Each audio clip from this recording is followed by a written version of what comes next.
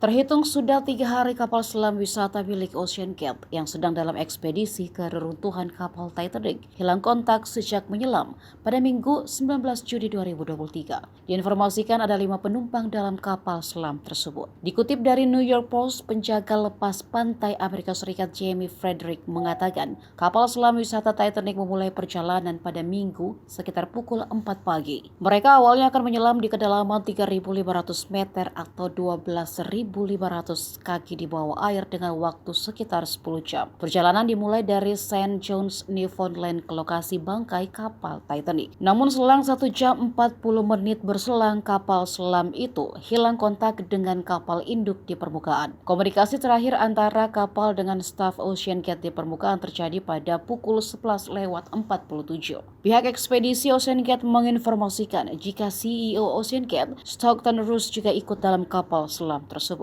Juga miliarder Inggris Hamish Harding dan pengusaha kelahiran Pakistan Shahzada Daud serta putranya Sulaiman. Selain itu, seorang penyelam Prancis dan pakar Titanic Paul Henry Nargeolet. Para penumpang itu membayar $250.000 Amerika Serikat atau sekitar 3 miliar rupiah untuk mengikuti ekspedisi wisata. Hingga Selasa sore, para pejabat setempat mengatakan bahwa oksigen hanya tersisa 40 jam. Namun kapal selam yang dirancang dengan oksigen untuk bertahan selama 4 hari itu belum juga ditemukan. Kapal selam Ocean Gate juga disebutkan tidak bisa dibuka dari dalam karena dikunci menggunakan baut.